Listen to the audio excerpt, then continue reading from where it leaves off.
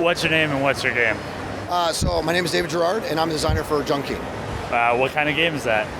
It's a strategic filler game. We've kind of created this system where everybody draws from the same deck. I wanted to try to make a game that you can all draw from the same deck and still have like as much strategy as you can into it. Because games like that are like Uno, right? Where you're like, it feels random when you do it. But I wanted to kind of create this system where as you play it, you're feeling like you're still strategically contributing to the game. You're strategically creating your win, right? So is it like a deck building game, but there's one deck that everybody's building? Yeah, so it's kind of so what you do is everybody draws from the same deck, which is just one flat deck. And then every card in it lets you manipulate the deck or draw fast from it. There's one card in there that's the crown, and when that card's drawn, then that ends the game and that person gets a boost in points. So the game is about trying to overtake that point value so that even if you don't draw the crown, you can still win. So you're trying to go faster than your opponents and using the resources you have that you're essentially given randomly through the game. So you're part of the tabletop portion of the Mega Booth. What's that been like? Yeah, it's been awesome, actually. It's kind of a big shock for us that someone, I don't remember how we found out about it, but somebody said, hey, you should really be trying to get in there because your branding, the game itself, is really kind of unique, and you should be checking to see if you get in there. And then once I put my hat in there, I actually thought oh well, that's cool. I bought tickets to PAX, right? I bought tickets thinking I would just be a consumer like normal, right? Been coming for years. And then when they said, yeah, you're in, I was like, oh, this is amazing.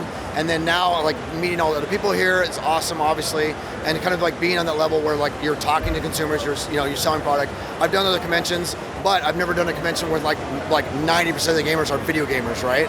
And so it's a completely different demographic, and I'm actually kind of pleasantly surprised at the reception we're getting, which is awesome. And you're also not in the, there are a lot of board game players at PAX. There's people showing board games and stuff like that, but you're not in that area. Right, yeah. In fact, that was one of the things that's been pretty cool is that PAX South, for instance, is it's huge for board games. And so I was told hey, if you go to PAX South, you'd be good to go.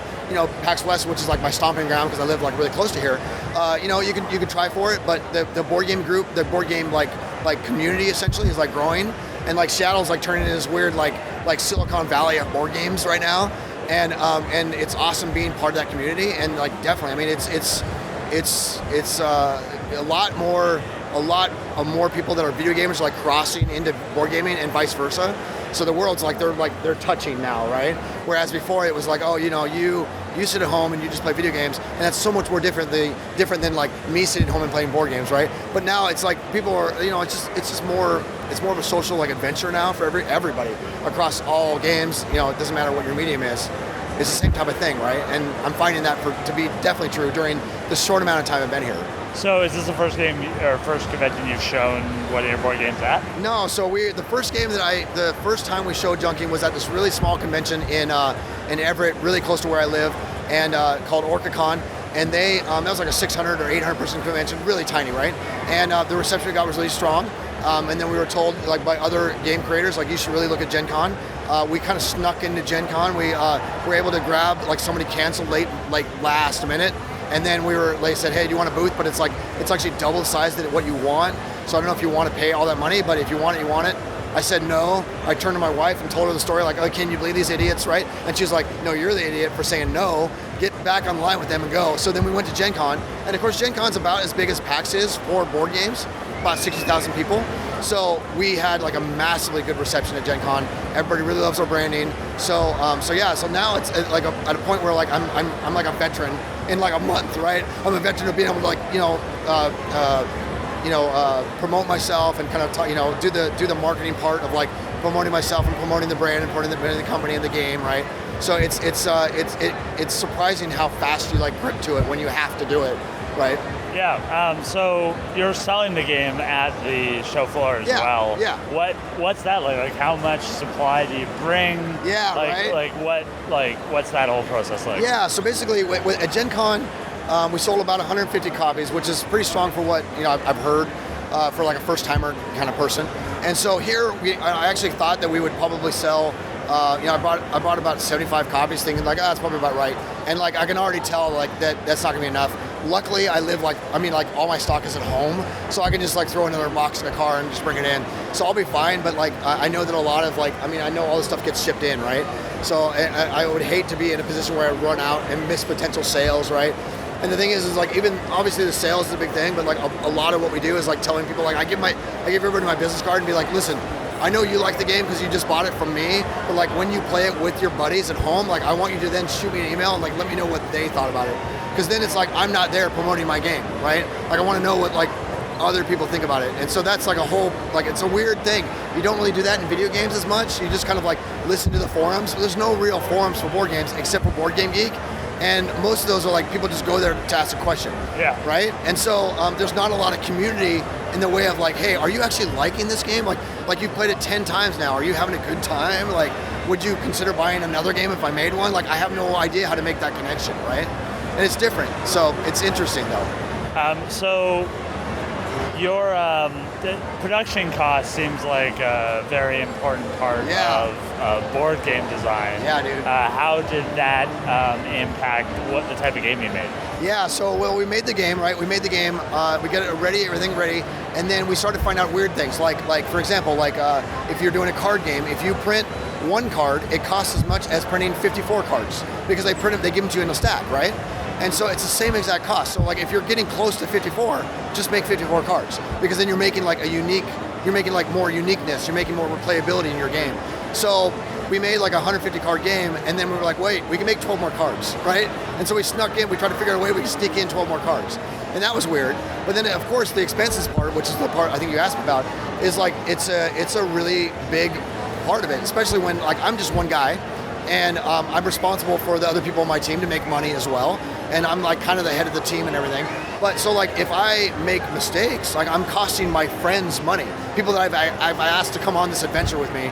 And so you got to be really sensitive to like making sure that they're making them money, that you're not putting them in peril and like, and ruining their, like my artist, for example, like he makes so much money without like having to do stuff for me. I'm like, he's doing it for me as a favor practically, right?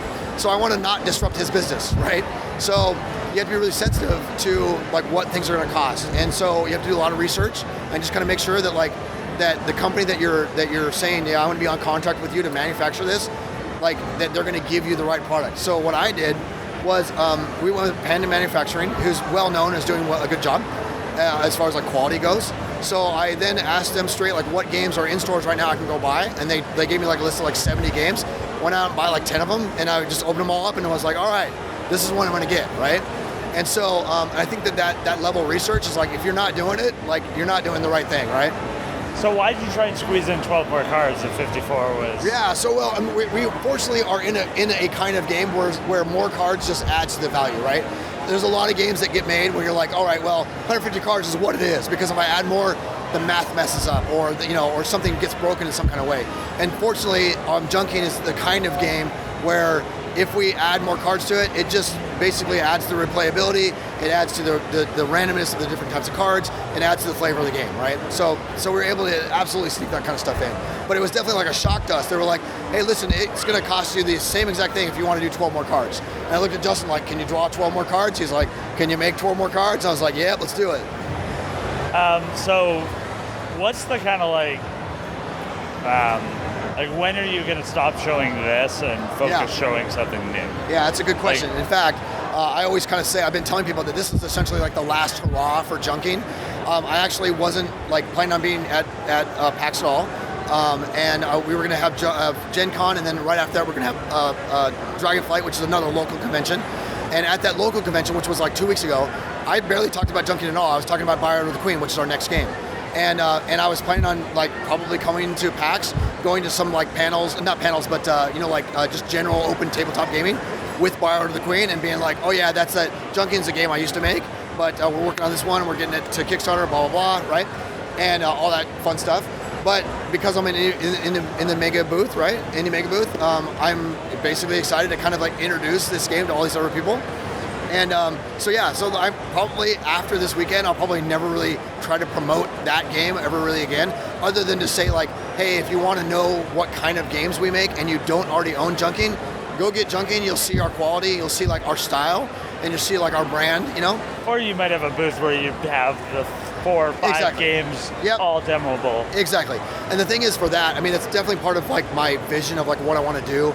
I've got like a plan, like I kind of started to implement. I want to do like 7 games in 5 years where like, that we have like a library of games. So if you're in our demographic of like needing like family-friendly games that are strategically complex, that won't bore your adult friends, but you can still play with like people that aren't hardcore gamers, including children. Then we've got like a library of games that like one of these games is probably the one that you want, right? And that's where we're going. And so all the games we make before the last one we make are just the breadcrumb trail of like, hey, we know what we're doing, right? So you're sharing a tabletop space with other board games and stuff Yeah, like that. totally. If you had to shout out one, Yeah. or the one that you'd want to shout out the most, it's not your game. Yeah. What game would that be, and what's it about? So like right next to me, there's a guy made a game. I'm gonna script the name, but it's flipping flapjacks, right? So what you do in the game is everybody has like a paddle, which represents the skittle, okay? And wait, is that right? Skillet. Not a burst in your mouth. Yeah. No, that's Starburst. Yeah. No, Taste the rainbow. Yeah, not the Skittles. Yeah. This is the episode brought by Skittles. Yeah. So the skillet, and then you take pancakes and you put them on your board, and to get the card, you have to like flip it and have it land on the other side. Then you get that card. And so what you're doing is you're trying to like make like orders. So the order will come in like I need a blueberry pancake and a chocolate pancake, and so everybody has to like try to beat each other to like be the first person to build those pancakes. And I think that's a really cool idea. Like Pete Newerland is the guy's name, and Pete's got like a collection of like 9 games, and every one of them is like the weirdest game you've ever seen. So non-traditional, like super innovative, and I think that stuff is like really cool because a lot of games, even the games I make, are like they're not necessarily like super innovative. They're just really good thematic like changes to a couple other concepts you might see in 5 or 6 games that are like kind of cool, and then you mash them up, and you've got this really cool game that you're making this new game. But his stuff is just like it's wild, and that Flippin' Flapjacks is definitely that kind of like wild game.